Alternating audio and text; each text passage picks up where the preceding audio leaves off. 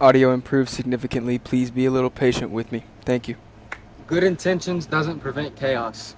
I don't exactly know how I'm going to structure this video, but this statement has been playing on repeat in my mind, and I've been given many opportunities to share it with people just through events happening in life, because the amount of times in my life where I have held what I believe to be good intentions, yet so much chaos was created from the actions that I pursued, even with that good intention.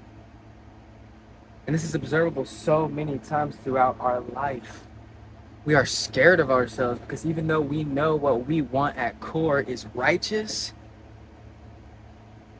we have been programmed to act in polar opposition to that righteousness.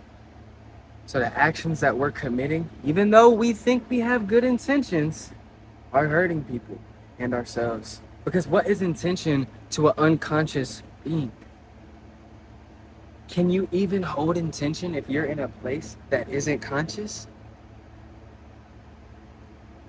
That isn't aware? Can an unaware being send intention toward anything? Or is that being just an exemplification of the lack of intention itself, which then creates pain because pain knows no bounds? Pain does not know that it is causing pain, it just is. So an unconscious person doesn't know that they're unconscious. Duh, that's the whole point of the term unconscious. We're a minute 45 seconds in the video. If you are still here, thank you. I appreciate you. Like my boy Dev says, you ain't gotta be here, but seriously, I appreciate you if you are. Unconscious. It's within the term itself that they do not have awareness. And I feel as if though you have to cultivate a sense of awareness in order to send intention anywhere. Otherwise, once again, you are the lack thereof intention itself. So why are we getting upset at other people and ourselves for causing chaos when they weren't even able to hold a good intention in the first place? Because inherently intention involves awareness.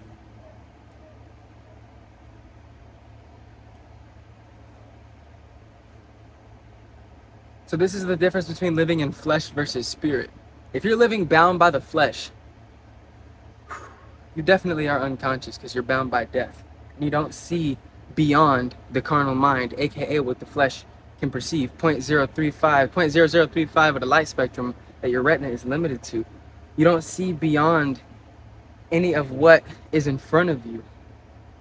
Being bound to that flesh is in an unconscious state. And once we begin to cultivate spirit over flesh, rising in spirit, we begin to gain awareness, and we begin to see the fact that we were causing pain unto the world that entire time that we were living bound by the flesh.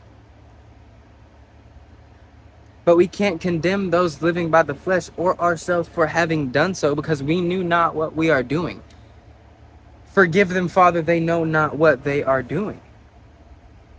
Good intentions doesn't prevent chaos, because the sin that dwells within you is not you, rather it is the sin that dwells within you. We are plunged into a demonic programming with external circumstances that we literally have no control over. Most of these create us to being literal demons. I was born a demon. I was born a demon because I had demonic energy latched unto me without my choice. And it led me to hurt a lot of fucking people. And if you are one of those people that I have caused pain to, I am sorry. Please forgive me. I knew not what I was doing. I was unaware. I was unconscious. Although my spirit, which always lives within the physical body, whether we like it or not, knows at the end of the day its intention is pure, the flesh mind and the spirit mind are completely different. When you are living in flesh, bound by it, you are unconscious of your spirit. It is not involved in your actions and decision making, only in retrospect, because desire is so captivating that it's hard for us to consider the consequence a lot of the time. But consideration of the consequence before the action is awareness, is living by the spirit, is being able to walk with any sort of intention. But if you are not aware of the consequence before the action, or you're in a state where you're not thinking about the consequence before the action, you're bound by flesh. We all have spirit that dwells within us from the day that we're born. There's ants crawling all over my feet and legs right now. Ow! Fuck! Oh, that's gonna be so uncomfortable later. Oh my God, I'm getting bit the fuck up. Excuse that in my French. Man, how am I gonna prevent? I just wanna record it. The spirit already dwells within the person, because without spirit, flesh has no animation. It's inexistent. There's no point in it. So the spirit has good intentions inherently, and it knows that. So within you is good intention, rather the capacity to hold good intention. But when you're in moments of unawareness, you can't do that. And trauma, fight or flight, it causes something called split brain. The dendrites that bind together the left and right hemispheres of our brain, which creates rational thought processes, the ability to walk by the spirit, because that's hemicincture, connection to source. Obviously, trauma is what deviates us from source from the get-go, pain. So with that being said, it's inevitable that your connection from the divine will be severed within this lifetime. And when you have that connection severed, you are then unconscious. You are then an entity of pain, because hurt people hurt people. You are merely only subject to your programming, to what you were plunged into this life to be bound to become. But we are able to cultivate awareness and see beyond these limitations, and then actually begin to set an intention toward things. Because the amount of times, even recently in my life, I'm acting off of trauma and I don't even realize it, and it's unconscious. And every time I do those unconscious actions, it causes pain unto the world and unto people, because I'm continuously repeating those actions because I haven't confronted that trauma in my mind. But I'm in such a spiritual journey to the point where I condemn myself so hard when I cause chaos, because I know what intention is and I have certain levels of awareness. But you literally cannot shed awareness upon trauma if you're still traumatized from it, because that part of you is still in the past. If no compassion has been shed upon your iniquities, you cannot be aware. If you're limited to who you think you are because what the world made you become. You have to look at this from a lens of potential as to what you could be, but how are you going to even do that if you aren't aware? So I'm constantly mad at myself in those moments of unawareness where I slip,